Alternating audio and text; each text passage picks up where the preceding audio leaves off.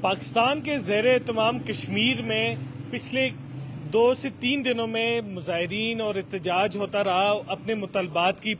منوانے کے لیے۔ Joint action committee نے اعلان کر رکھا تھا کہ وہ مظفر آباد کی طرف مارچ کریں گے،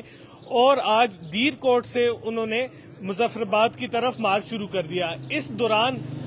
وزیراعظم پاکستان شہباز شریف اور وزیراعظم کشمیر سمیت دیگر وزراء کے درمیان ایک اجلاس ہوا، جس میں فیصلہ کیا گیا کہ 23 ارب کی سبسڈی ریلیف پاکستان کے زیر اہتمام کشمیر میں لوگوں کو دی جائے گی، جس میں بجلی کی سبسڈائز بجلی شامل ہے، سبسڈائز آٹا شامل ہے، اور اس کے علاوہ کچھ جو مطالبات ہیں وہ پورے کیے گئے ہیں۔ یہ کچھ مطالبات تو پورے کر دیے گئے، لیکن اس سارے عمل کے دوران پاکستان کے زیر اہتمام کشمیر میں کیا حالات رہے، کس طرح کے احتجاج ہوئے،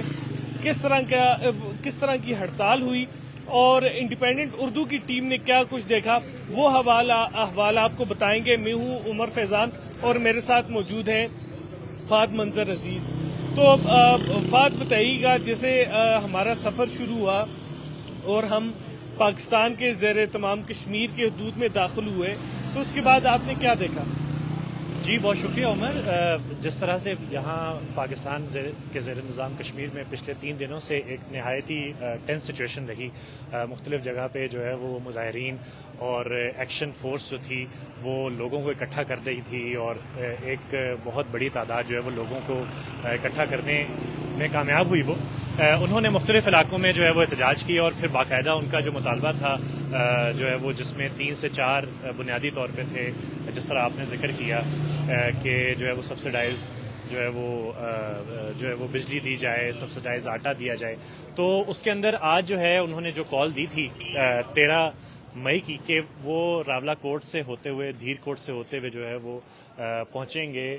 جو مین سیکریٹریٹ ہے مظفر آباد کا، وہاں پہ جو ہے وہ دھرنا دیں گے۔ تو ہم نے جب صبح سے یہاں پہ سفر شروع کیا تو مختلف جگہوں پہ جو ہے ہمیں مختلف جو ہے وہ باڑ نظر آئی، پتھر نظر آئے، جو کہ حکومتی مشینری نے جو ہے وہ رکھے تھے تاکہ مظاہرین کو روکا جائے، لیکن انہوں نے کئی جگہ پہ جو ہے وہ اس کو پار کر کے وہ آگے بڑھے۔ اور اس میں جو بہت انٹرسٹنگ چیز مجھے نظر آئی، کیونکہ ہم جرنلسٹ ہیں اور ہم اسلام آباد سے سفر کر کے یہاں پہ آئے، تو ہمیں کئی جگہ پہ جو ہے وہ کارکنان کی جانب سے کافی زیادہ جو ہے وہ سپورٹ ملی، اور اکوموڈیٹ کیا گیا، ہماری راستہ جو ہے وہ کھولا گیا، اور ہمیں جو ہے وہ آگے تک یہاں پہنچنے میں جو ہے وہ مدد کی گئی۔ تو ہم نے کئی جگہ پہ جو ہے وہ مشکلات جو یہاں کے لوکل لوگ ہیں، کاروباری شخصیات ہیں، اسٹوڈنٹس ہیں، ان کی بھی کافی یعنی ہم نے مشکلات جو ہے وہ دیکھی، کیونکہ یہ ایسا جو ہے وہ اس سے پہلے کشمیر میں کبھی نہیں دیکھا گیا۔ ایسے ہی جب ہم راولہ کوٹ پہنچے تو مکمل شٹ ڈاؤن تھا، تمام دکانیں بند تھیں، پہیہ جام ہڑتال تھی، سڑکیں سنسان تھی، اور 12 مئی کی شام سے جو ہے وہ نیٹ بھی بند کیا گیا تھا، جو سیلولر موبائل کا انٹرنیٹ تھا، اور اس کے بعد صبح جو landline broadband internet ہے وہ بھی بند کر دیا گیا تھا۔ تو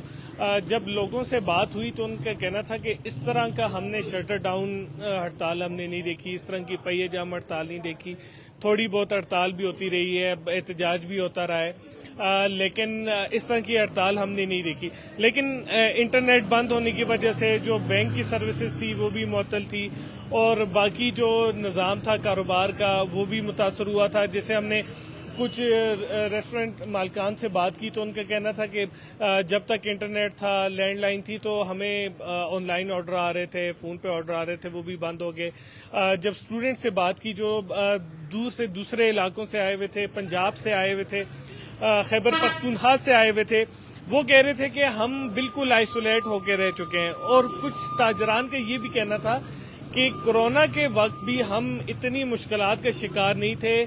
جتنا بھی ہوا، اور ان کا یہ بھی کہنا تھا کہ جو پاکستان سے چیزیں آ رہی ہیں وہ بھی آنا بند ہو گئی ہیں۔ تو وہ ایک طرف اپنے مطالبات تو پیش کر رہے تھے، لیکن دوسری طرف ان کو یہ پریشانی بھی تھی کہ اگر یہ مزید آگے چلتا ہے تو لوگوں کی مشکلات میں اضافہ ہوتا جا رہا ہے۔ جی، اس میں ایک چیز میں ایڈ کروں گا کہ لوگوں کو مشکلات تو تھیں، لیکن وہ کافی ولنگ نظر آئے اس احتجاج کو کیری آن کرنے میں، اس کو جاری رکھنے میں اور اس میں اپنا حصہ ڈالنے میں، کیونکہ ان کا یہ ماننا تھا کہ یہ مطالبات جو ہیں وہ ان کا بنیادی حق ہے. یہاں پہ بجلی پیدا ہو رہی ہے تو ان کو سبسڈائز جو ہے وہ ریٹ پہ ان کو حاصل ہونی چاہیے. ہاں ایک جو پیداواری جو اس کی کاسٹ ہے وہ ضرور حکومت حاصل کرے، لیکن ان کو جو ہے وہ باقی جو ہے وہ لحاظ سے ان کو سستی بجلی حاصل ہونی چاہیے. تو اوور آل جو ہے وہ یہاں پہ جو مذاکرات تھے، مذاکرات کے حوالے سے ایک جو ان میں مین مذاکرات تھے وہ حکومت اور جو ہے وہ مذاکراتی کمیٹی کے درمیان جو ہے وہ طے پا گئے ہیں، اور انہوں نے نوٹیفیکیشن حاصل کرنے تک جو ہے وہ احتجاج جاری رکھنے کا اب تک جو ہے وہ ان کا یہ اعلان کیا ہے کہ جب تک ہمیں نوٹیفیکیشن حاصل نہیں ہوگا ہم لوگ جو ہے وہ اگلا لاہے عمل اس کے بعد ہی سامنے لے کر آئیں گے. اچھا، ایک آخر میں یہ بات کرتے چلیں کہ ایک ڈیڈ لاک پھر سے ہو سکتا ہے. جیسے کل خبریں آئیں کہ جو مذاکرات کے دوران جب کہا گیا کہ ہمارے قید کارکنان کو جو ہے وہ رہنماؤں کو رہا کیا جائے، مقدمات ختم کیے جائے، تو وہاں سے خبریں یہ آئی کہ اس میں بھی ڈیڈ لاک ہو گیا تھا کہ ہم نوٹیفیکیشن کے بارے میں بات کر رہے ہیں، اس کے بارے میں بعد میں سوچیں گے. ابھی دیکھتے ہیں کہ کیا یہ احتجاج مکمل طور پہ ختم ہو جاتا ہے یا پھر ایک مرتبہ پھر یہ قیدیوں کی رہائی کے لیے، مقدمات کے ختم کرنے کے لیے اس وقت تک یہ جاری رہے گا. یہ اب دیکھنا ہے کہ آگے مزید کیا ہوتا ہے. اور انڈیپینڈنٹ اردو